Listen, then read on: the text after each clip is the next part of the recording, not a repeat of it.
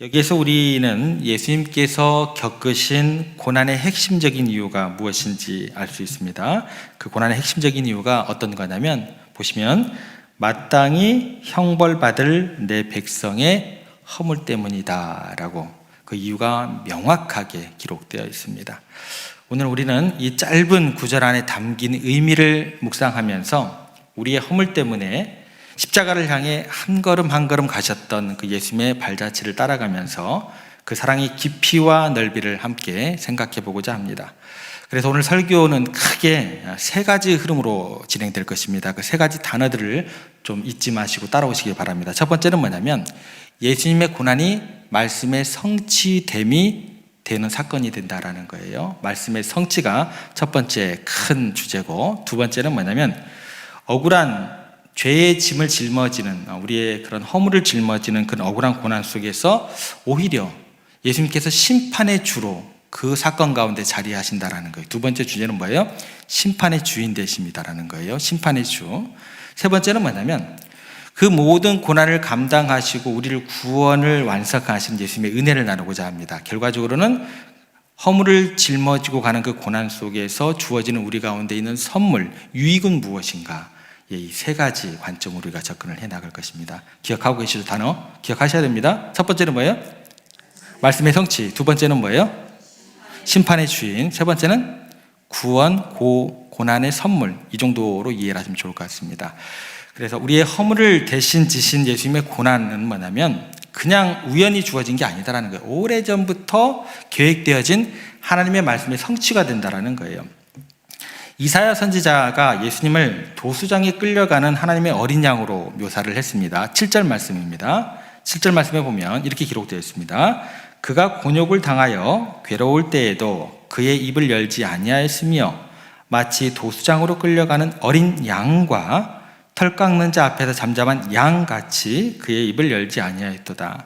그러니까 이 예언의 말씀이 훗날 예수님께서 십자가를 지시기까지 겪으셨던 그런 모욕 또 모든 고통의 과정을 너무나도 분명하게 예언해 주시고 있다는 거. 이게 그대로 말씀이 성취가 된다는 거예요. 누구를 통해서? 예수님을 통해서. 그러니까 마치 순종하는 어린 양처럼 예수님께서 분당한 고난 앞에서도 침묵하셨다라는 거죠.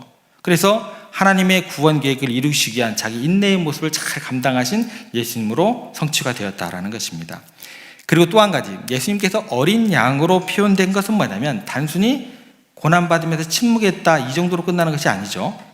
백성의 허물을 대신 짊어지신 속죄의 양으로 이 땅에 오셨음을 명백히 예언의 말씀으로 알려주고 계시는 장면입니다. 그래서 구약시대의 제사에서 흠없는 어린 양이 백성의 죄를 대신하여 희생되듯이 예수님께서도 온 인류의 죄를 짊어지는 궁극적인 속죄 양이 되실 것이다 라는 예언이 된다라는 것입니다. 그래서 예수님께서는 이처럼 우리의 허물을 대신 짊어지시게 됩니다. 그런데 아이러니컬하게도 그렇게 우리의 허물을 대신 짊어지셨지만 안타깝게도 그 당시의 사람들은요, 그 허물을 대신 짊어지신 예수님의 깊은 그 뜻, 하나님의 뜻, 그 의미를 제대로 깨닫지 못하게 됩니다. 그래서 그들이 생각이 어느 쪽으로 향하게 되냐면 그들이 생각하는 것은 예수님의 고난을요 당연하게 여겼어요. 예수님의 고난은 받아 마땅해 라는 당연하게 여겼거나 아니면 심지어 그분의 죄 때문이라고 그렇게 오해하기에 이르게 됩니다. 왜 이런 일이 벌어지게 될까라는 질문이 생기게 돼요. 여러분, 대부분의 사람들은요 타인이 어려움을 겪게 되면 어떤 생각을 하게 될까요? 여러분들의 친구들이나 여러분의 주변에 있는 사람들이 여러분들이 어려움을 겪었을 때 여러분들을 어떻게 바라보던가요? 타인이 어려움을 겪게 되면요, 그 사람을 위로하고 공감하기보다 그 어려움이 무엇이 그 원인이 되었는지 그 개인의 허물을 찾으려는 경향이 먼저 발동을 하게 됩니다. 이게 안타까운 게 뭔 줄 아세요? 교회에서 더 심해요. 큰일 날 일이에요. 그러면 안 됩니다. 사람을 위로하고 공감해야 될 그 시간에 그 어려움의 원인이 무엇인가 분석하고 그 개인의 허물에서 찾으려는 경향이 나타난다는 거예요. 그래서 없는 허물을 찾아내야 속이 시원해요. 그리고 그 이유를 없으면 만들어서라도 그 사람을 꼭 정죄하고야 맙니다. 이러한 생각의 흐름이 어떻게까지 영향을 미치게 되냐면, 사람들은요, 예수님의 고난 또한 그분의 어떤 잘못 때문이겠거니라고 단정 지으려고 합니다. 그래서 4절 말씀에 보면 이렇게 기록되어 있어요. 어떻게 기록되어 있는지 4절 같이 읽습니다. 그는 실로 우리의 질고를 지고 슬픔을 당하였거는 우리는 생각하기를 그는 징벌을 받아 하나님께 맞으며 고난을 당한다 하였노라. 무슨 말씀인지 이해되시죠? 사람들의 이러한 생각의 흐름은요, 고난의 원인을 그 당사자에게 1차적으로 돌리는 인간의 연약한 죄성을 그대로 드러내게 됩니다. 이게 성경에 그대로 기록되어 있어요. 그렇기 때문에 사람들은요, 우리가 마땅히 받아야 할 형벌을 예수님께서 대신 당하실 것이라는 생각을 할 수 있어요, 없어요? 절대 못하게 됩니다. 절대 못하게 돼요. 왜냐하면 일반적으로 다른 사람의 허물을 들추는 것이 뭐예요? 세상의 작동 방식이에요. 들추는 것이 세상의 작동 방식에 있는데, 그런 세상에 살다 보면은요, 다른 사람의 허물까지 대신 당해줄 사람이 절대 있으면 안 되는 거예요. 있을 수 없기 때문에 절대 그 세계를 생각을 못 하게 되는 거예요. 그러면 여러분, 다시 한번 질문 드릴게요. 여러분은 지금 그 세계 가운데 살아가고 있나요? 아니면 은혜의 세계 가운데 살아가고 있나요? 대답을 못 하시는데, 대답할 수 있으셔야 돼요. 그럼 교회에서 어떤 사람들의 아픔과 고통 가운데 처해 있을 때 여러분들은 어떻게 바라봐야 돼요? 위로하고 그 사람을 공감하는 쪽으로 나아가야 돼요. 저 고통의 원인이 뭐지? 분명히 하나님께 징벌을 받을 거야. 허물 때문이야. 여러분들은 은혜의 세계를 경험한 사람들입니다. 근데 어찌 감히 공감하지 않고 위로하지 않고 징벌을 받아서 그렇게 될 거야. 예수님이 그런 경험을 하시게 된다라는 거예요. 그런데 뭐라고 얘기를 하시냐면, 예수님의 찔림은 누구의 허물 때문이다? 우리의 허물 때문이다라는 거예요. 5절 말씀에 보겠습니다. 어떻게 이야기하는지. 그가 찔림은 우리의 허물 때문이요, 그가 상함은 우리의 죄악 때문이라. 정확하게 기록되어 있습니다. 예수님께서는 이런 사람들의 오해 때문에 얼마나 힘드셨을까요? 그리고 그 오해 때문에 앞으로 일어나게 될 내 내일, 내 미래의 모습이 어찌 될지 예수님은 분명히 아셨습니다. 그럼에도 불구하고 예수님께서는 어떻게 해요? 예루살렘으로 향하시게 됩니다. 왜냐하면요, 그 길이 고난의 길이 아니어서가 아니에요. 그 길은 십자가의 길인 걸 너무나 잘 아셨어요. 죽음의 길인 걸 너무나 잘 아셨어요. 이야기는 뭐예요? 아, 그 길이 평안의 길이야. 내가 왕으로 등극하는 길이야.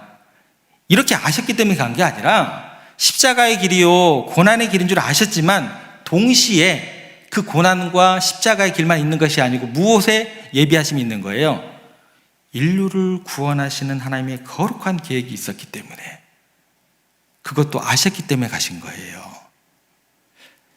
그래서 예수님께서는요, 그 길이 쉽지 않았어요. 누가 십자가의 길을 쉽게 갈 수 있는 사람이 누가 있겠어요? 나 곧 죽으러 가는데. 너무나 어려운 거예요. 그래도 그 하나님의 뜻과 계획을 잊지 않으시려고 부단히 노력하십니다. 그 증거가 뭔지 아세요? 예수님께서 예루살렘을 향해서 올라가시면서 많은 고난을 당하시고, 장로들과 대제사장들과 서기관들에게 버림받아 죽임당하고, 거기에서 더 이어서 사흘 만에 부활하실 것을 아시고 그것을 제자들에게 3번이나 분명하게 말씀하세요. 왜 그러셨을까요? 까딱 잘못하다가 내가 도망갈까 봐. 선생님으로서 제자들이 얘기했는데 체면이 있지 도망갈 수 있어요, 없어요? 목사로서 제가 여기서 선포하는 말씀에 대해서 저희가 최소한 기도하고 노력은 해야 될 거 아니에요? 그런 거 아닌가요? 예수님께서 어떻게 해서든지 그 길을 가고자 그 뜻과 그 하나님의 계획을 잊지 않으시려고 제자들 앞에서 이러이러한 고난이 기다리고 있어. 그래도 가야 돼요. 3번이나 분명하게 말씀하십니다. 무슨 얘기예요? 우연한 사건이 아니라는 거예요. 갑작스러운 사건이 아니라는 거예요. 성경에서 이미 예언한 하나님의 계획이었음을 계속해서 강조하고 계시다라는 것입니다. 이 이야기를 들은 고난의 십자가의 길에 대한 이야기를 들은 제자들은 어땠을까요? 너무나 놀랐죠. 슬프죠. 특히 수제자인 베드로가 예수님을 사랑했을까요? 안 했을까요? 사랑했습니다. 수제자인데 얼마나 사랑했겠어요. 남들보다 똑바른 소리는 해도 더 했겠죠. 사랑합니다. 다른 사람 한 번 할 때 10번은 했겠죠. 너무나 사랑했어요. 선생님이 그런 고난의 길을 가는 걸 차마 볼 수가 없습니다. 예수님 붙잡아요. 주여 그리 마옵소서. 이 일이 결코 주님께 미치지 않겠나이다. 내가 감당하겠나이다. 말립니다. 이게 근데 인간적인 관점에서는 너무나 당연한 반응이에요. 어느 누구도 인간적인 마음으로 그렇게 접근하는 게 맞아요. 그런데 이게 어디에서 어긋남이 있게 되냐면 하나님의 크고 깊은 구원 계획을 이해하지 못할 때는 이게 문제가 된다는 거예요. 인간적인 측면으로 베드로가 잘못했어요? 안 했어요? 베드로 같이 안 하는 게 더 이상한 사람인 거예요, 여러분들. 배은망덕한 사람이죠, 그러면. 그죠? 그런데 하나님의 일은요, 인간의 감정 가지고만 하는 게 아니다라는 거예요. 그죠? 하나님의 뜻과 계획이 있다라는 거예요. 그럴 때 인간의 감정이 내려놓아질 수도 있다라는 거예요. 내 욕심이 내려놓아야 될 때도 있다라는 거예요. 내 감정을 누그러뜨려야 될 때도 있다라는 거예요. 베드로가요, 인간적인 생각을 했을 때 그것이 나쁘다고 한 얘기가 아닙니다. 하나님의 일을 생각할 때 너의 인간적인 생각이 나쁘다는 거예요. 잘못됐다라는 거예요. 베드로가 그냥 그 심성 자체가 못돼 처먹은 게 아니에요, 여러분들. 오해하시면 안 돼요. 여러분들, 아버지가 돌아가셨는데 울지 않으면 돼요, 안 돼요? 안 돼요.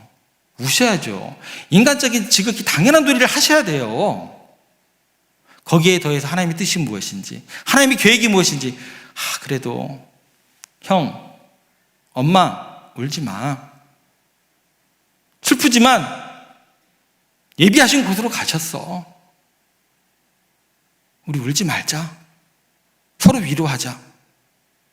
이게 맞는 거예요, 여러분들. 괜히 이상하게 접근하시면 안 돼요. 사람의 일이 있고 하나님의 일이 있다라는 거예요. 인간적인 관점에서는 너무나 당연한 반응이었지만 하나님의 그 크고 놀라운 계획을 온전하지 이해하지 못하는 데서는 그런 내용이었다라는 것입니다. 제자들은 눈앞에 있는 고난에만 집중했을 뿐 그 고난을 통해서 이루어질 영원한 부활과 구원을 보지 못했다라는 것입니다. 어찌됐건 이런 제자들의 간절한 만류에도 불구하고 예수님께서는 어떻게 하세요? 단호하게 거절하십니다. 사탄아, 내 뒤로 물러가라. 이게 베드로를 사탄이라고 하기도 뭐하고 아니기도 뭐예요. 베드로의 마음을 통해서 내 마음이 변화될까 봐 그것도 될 수도 있을 것 같아요. 그죠? 그 생각, 사람의 생각보다 하나님의 생각을 우선하게 하는 그게 뭐예요? 사탄이 주는 마음이라는 거예요. 나를 넘어지게 하는구나. 너 나를 넘어지게 할 수도 있어. 예수님이 시험에 걸려 넘어지기도 할 수 있는 얘기다라는 거예요. 굉장히 충격적인 얘기죠. 그죠? 네가 하나님의 일을 생각하지 않냐고 도리어 사람의 일을 생각하는도다. 어찌됐건 예수님께서는 정확하게 선포를 하시죠. 내 생명보다도 하나님의 뜻을 더 중요하게 여기셨고 인류 구원이라는 분명한 목표를 향해서 흔들림 없이 나아가시게 됩니다. 그렇다면 또 이런 질문이 생기게 돼요. 왜 그렇게까지 그 길을 가셔야만 했을까? 꼭 끌려가는 그 길인데, 곤욕당하는 그 길인데, 신문당하는 그 길인데 왜 그 고통의 길을 스스로 선택하시는 것일까? 그 질문이 생기게 됩니다. 여기에 대한 대답은요, 구약의 제사 제도를 우리가 생각해 보면 그 질문에 대한 해답을 얻게 됩니다. 구약의 제사 제도를 보면은요, 죄인이 자신의 죄를 속하기 위해서 반드시 흠 없는 어린 양을 제물로 바치게 됩니다. 그리고 그 죄인은요, 어린 양을 그냥 잡는 게 아니고요, 양의 머리에 자기의 어떤 그 손을 얹고 안수를 해요. 그게 무슨 얘기냐면 내 죄를 양에게 전가한다라는 게 돼요. 그리고 그 죄를 짊어진 어린 양은 그 전가한 사람을 대신해서 죽임을 당하게 되어 있어요. 이게 속죄 제사의 핵심입니다. 죄의 대가가 죽음이고 하나님께서 죄를 간과하실 수 없는 공의로운 분이시지만 동시에 어떤 하나님이 작동을 하게 되냐면 죄인을 향한 깊은 사랑을 가지고 속죄의 길을 열어주신 하나님이 동시에 작동을 하는 거예요. 그러니까 하나님에 대해서 죄를 용서하지 않는 하나님, 여기까지만 생각하시면 안 돼요. 속죄의 어린 양을 통해서 속죄의 길을 열어주시는 그 사랑의 하나님까지 생각을 하셔야 된다는 거예요. 이게 핵심 원리입니다. 그리고 예수님께서 이 땅에 오셔서 바로 그 속죄의 양의 역할을 완벽하게 감당하십니다. 특별히 주목할 점은 뭐냐면 흠없는 어린 양이 아니라 완벽한 흠 없으신 어린 양으로서의 속죄 제물을 대신 감당하셨다라는 거예요. 그래서 고난당하실 때조차도 아무런 잘못이 없으셨다는 사실 우리가 주목해야 된다는 거예요. 그럼에도 불구하고 그분은 우리의 모든 허물을 친히 짊어지시게 됩니다. 구약의 어린 양이 죄악의 모든 죄를 짊어지신 것처럼 예수님은 온 인류의 죄를 홀로 짊어지시고 십자가의 길을 걸어가시게 된다는 거예요. 그래서 구약의 율법은 죄의 문제를 해결하기 위해서 짐승의 피로 제사를 드리는 것을 요구했지만 이러한 제사는요, 근본적으로 죄의 문제를 해결할 수 없었기 때문에 매년 반복되어야 하는 한계를 가지고 있었어요. 그런데 예수님께서는 어린 양의 같은 그런 제물이 아니시고 흠이 없고 완벽한 제물이 되셔서 십자가에 자신의 보배로운 피를 흘리심으로써 율법이 요구하는 진정한 속죄를 단번에 이루시게 됩니다. 그래서 예수님께서는 율법에 있는 모든 의를 완벽하게 이루시고 동시에 십자가에 죽으심으로써 율법의 형벌까지 대신 받게 되십니다. 이로써 율법은요, 예수님 십자가 사건 이후로 더 이상 정죄의 기능을 가질 수가 없게 됩니다. 예수 그리스도를 믿는 모든 사람에게 의롭다 하심을 얻는 길이 예수님을 통해서 열리게 되었다는 거예요. 그래서 예수님께서 하신 말씀은 뭐냐면 나는 율법을 폐하러 온 게 아니에요. 부족해가지고 매년 드리는 그 제사, 제물, 그것을 내가 내 몸을 드림을 통해서 완벽하게 율법을 완성시키시고 율법의 참된 의미와 목적을 예수님이 완성하러 오셨다. 그 얘기가 되는 것입니다. 율법을 폐하러 온 게 아니고 그 제사제도, 사랑의 하나님의 그 긍휼의 사건을 완벽하게 이루신 그 사건이 되는 거예요. 그래서 예수님은 부당한 신문을 당하시면서도 당시 권력을 쥔 서기관들에 의해서 율법을 근거로 죄인 취급을 받으셨습니다. 그런데 역설적이게도 그 억울한 신문과 고난을 통해서 예수님은 모든 율법의 요구를 충족시키시고 죄의 싹신 죽음을 대신 치르시는 놀라운 일을 이루시게 됩니다. 굉장히 아이러니한 일이 벌어지게 되었다는 거예요.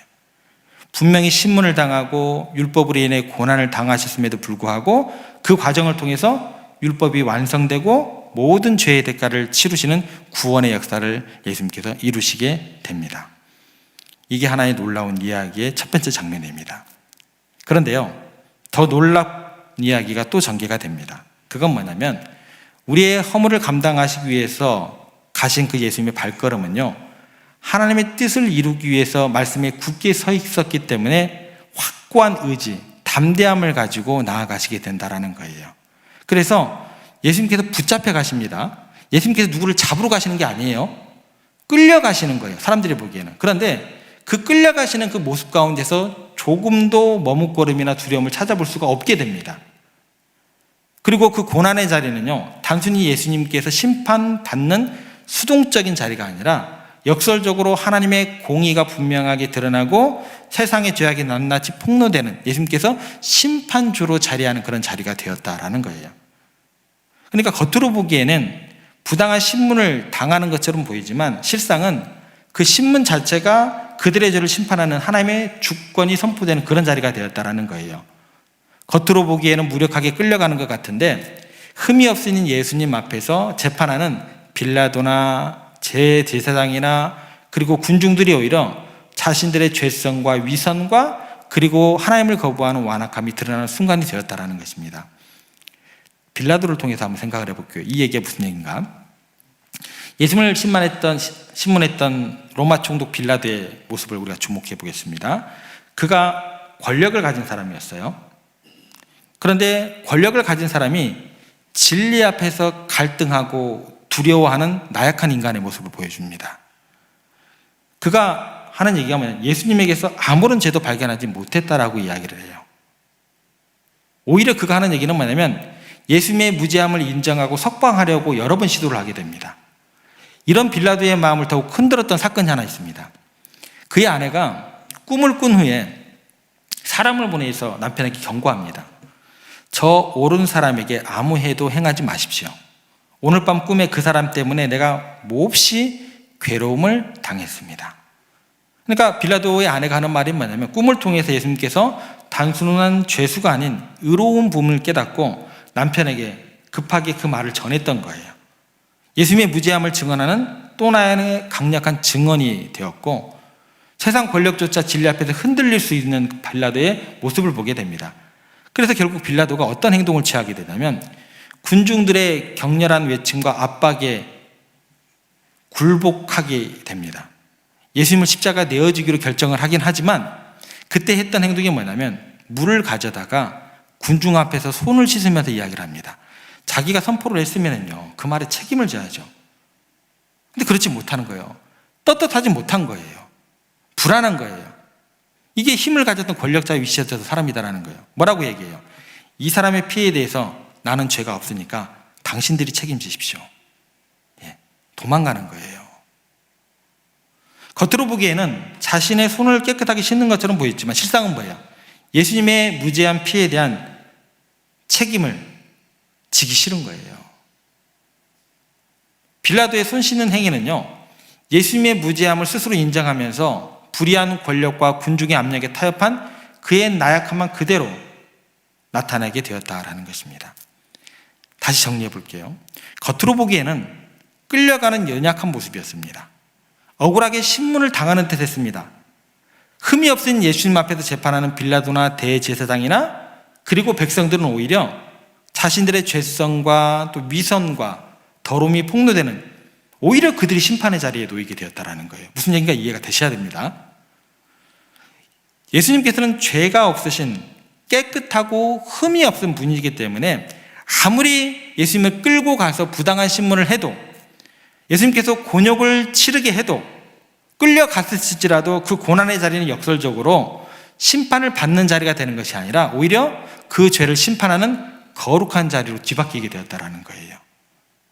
겉으로 보기에는 예수님께서 불의한 권력 앞에 무력하게 끌려가 고난당하는 치는 것처럼 보였지만 그 속에는요 죄의 권세를 이기시는 하나님의 놀라운 능력이 숨겨져 있다는 거예요. 여러분, 세상의 방법이라는 것은 뭐냐면 힘으로 힘을 제압하고 폭력으로 폭력을 가하는 방법이 세상의 방법입니다. 그런데요, 예수님은 억울한 고난을 묵묵히 감내하시면서 그들을 용납함으로 사랑으로 품으심으로써 죄와 사망의 권세를 근본적으로 이기셨다는 거예요. 이게 역설적인 성경의 이야기다라는 거예요. 그래서 세상에서 가장 강하신 분이 가장 연약한 몸으로 이 땅에 오셨습니다. 전능하신 하나님의 아들께서 무력한 죄수의 모습으로 신문받는 자리에 서셨어요. 모든 것을 심판할 수 있는 분이 도리어 신문을 당하셨다라는 거예요. 그런데 이 역설적인 기점에서 하나님의 지혜가 가장 빛나게 드러나게 되었다라는 거예요. 예수님께서는 신적인 권능을 사용하셔서 원수들을 단번에 물리칠 수 있으셨습니다. 특별히 십자가에 못 박히시는 극심한 고통 속에서도 천사들의 도움을 간절히 요청하실 수도 있었습니다. 그런데 그렇게 하지 않으셨어요. 대신 고통 속에서 간절히 기도하신 내용이 뭐냐면 아버지 저들을 사하여 주시옵소서 자기들이 하는 짓을 알지 못합니다. 예수님의 이 간절한 기도는요 자신을 십자가에 못 박는 원수들을 향한 저주가 아니라 오히려 그들의 무지를 안타까워하고 용서를 구하는 깊은 사랑의 표현 가운데 나타나게 됩니다. 그래서 그분의 침묵과 용서는 세상의 어떤 폭력이나 힘보다도 강한 능력이 되어서 죄와 사망의 권세를 꺾고 마침내 부활의 영광을 이루시게 되었다는 것입니다. 그러면 이런 이야기로 연결이 됩니다. 우리의 죄를 대신 짊어지시고 억울한 고난 속에서 놀라운 승리를 거두시고 우리에게 영원한 구원을 완성해 주신 그 예수님의 고난은 우리가 이 세상을 살아가는 동안 어떤 자세로 살아가야 할지 굉장히 중요한 가르침으로 우리에게 다가오게 됩니다.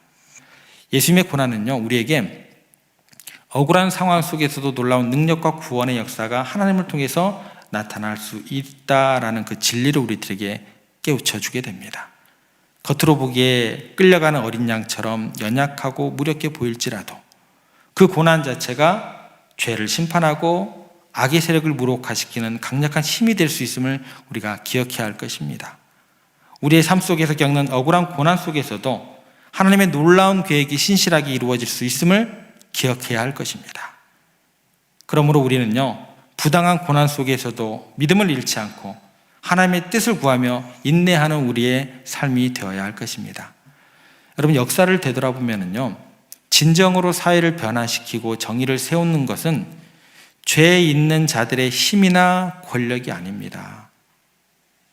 죄 없는 사람들이 억울하게 겪었던 고난과 숭고한 희생이요, 사회를 변화시키고 정의를 세우고 많은 사람들을 구원의 길로 이끄는 것을 보게 됩니다. 간디의 비폭력 저항운동, 억울하게 당했잖아요, 그죠?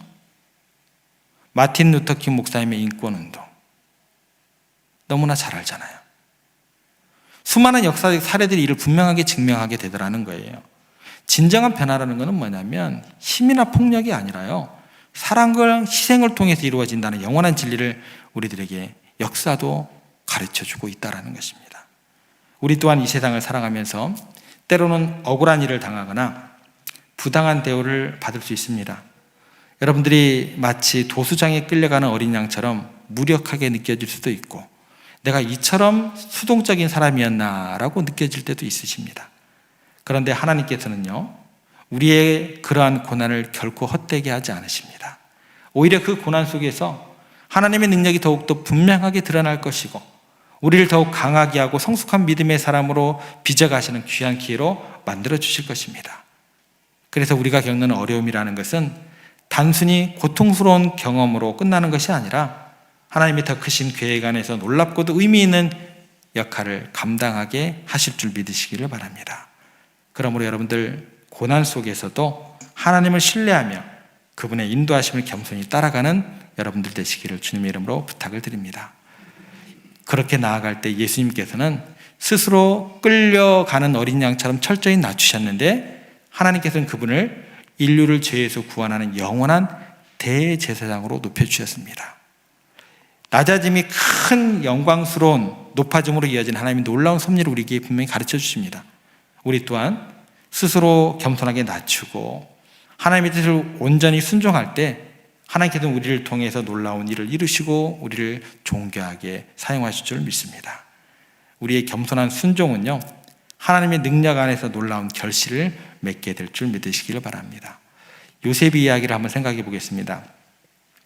요셉이라는 사람은요, 형들의 손에 의해서 도살당할 양처럼 죽음의 위에 처하기도 하고, 노예로 팔리고 억울하게 죄인 취급받아서 감옥에 갇히는 등 인간적인 관점에서는 도저히 이해할 수 없는 수많은 고난의 연속이었습니다. 그런데 결국 그는요, 놀라운 하나님의 섭리 가운데 애굽의 총리 대신이 되었고, 흉년으로부터 자신뿐 아니라 그의 가족과 수많은 백성을 구원하는 놀라운 역할을 감당하게 됩니다. 요셉의 억울한 고난은 개인적인 불행으로 끝나는 것이 아니라 하나님의 더 크신 구원 계획 안에서 귀하게 사용한 중요한 도구가 되었다는 사실을 기억하시기 바랍니다. 그래서 우리에게 진정으로 중요한 것은 뭐냐면 하나님 앞에서의 삶이에요. 하나님 앞에서 여러분들 우리의 양심에 조금 더 거리낌이 없는 그런 삶을 살아가시면 돼요. 말씀에 합당한 삶을 살아가시면 돼요. 그럴 때 내가 끌려가는 것 같아도, 내가 매어있는 사람이 되는 것 같아도 예수님처럼 많은 사람들 앞에서 진리의 말씀을 선포하면서 그 사람들을 더욱더 하나님의 말씀으로 심판하는, 하나님의 말씀으로 돌이키게 하는 우리가 될 수 있음을 믿으시기를 바랍니다. 우리가 진실하고 깨끗하게 살아가려고 끊임없이 노력한다고 한다면 어떤 부당한 신문과 억울한 고난을 당한다 할지라도 우리가 두려워하지 않아도 될 것입니다. 오히려 그 고난 속에서 하나님의 놀라운 능력이 우리 삶 가운데 더욱 분명히 나타나고 우리를 더욱 강하고 담대하게 우리 주님께서 세워주실 걸 믿으시기를 바랍니다. 깨끗한 양심을 가지고 담대히 나아갈 때 우리의 삶은 하나님의 영광을 드러내는 통로가 될 줄 믿으시기를 바랍니다. 말씀을 정리하겠습니다. 우리의 허물을 짊어지신 예수 그리스도의 놀라운 사랑과 희생을 이 시간 우리가 묵상했습니다. 도수장으로 끌려가는 어린 양처럼 묵묵히 십자가를 향해 걸어가셨던 예수님의 고난은 우리에게 구원의 길을 열어주셨고 우리가 이 세상을 살아가는 동안 겪는 어떤 어려움 속에서도 소망을 잃지 않도록 붙들어 주실 것입니다. 때로는 여러분 선한 마음으로 착한 일을 행하다가 억울한 오해를 받을 경우가 있으실 겁니다. 여러분들의 진심이 왜곡되는 경우가 있을 거예요. 여러분들이 감당해야 할 몫이 아닌 다른 사람의 허물을 뒤집어 써야 되는 경우도 있으실 거예요. 그런데 묵묵히 인내의 세원을 감내해야 하는 힘겨운 순간들이 여러분의 삶에 찾아올 수도 있겠지만 그러한 오해를 당할 때 너무나 낙심하거나 슬퍼하지 마시기 바랍니다. 우리의 모든 억울함과 고통을 주님께서는 이미 알고 계십니다.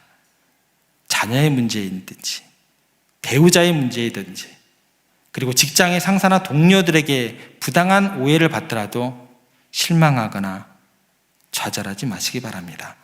예수님께서 이미 그 고난의 길을 먼저 가셨습니다. 그렇기 때문에 우리의 모든 상황을 이해하시고 그 길이 하나님의 자녀들이 마땅히 걸어가면서 감당해야 될 그 길을 감당했을 때 최후 승리와 영광의 길임을 우리에게 말씀해 주고 계십니다. 부디 어떤 오해 속에서도 낙담하지 마시고 오히려 다른 사람들의 그 연약함과 허물을 이해하는 자리로 나아가기를 기도하시면서 묵묵히 주어진 그 자리에서 주님께서 맡겨주신 그 사명을 잘 감당하시는 태중의 모든 가족들 되시기를 주님의 이름으로 축복합니다.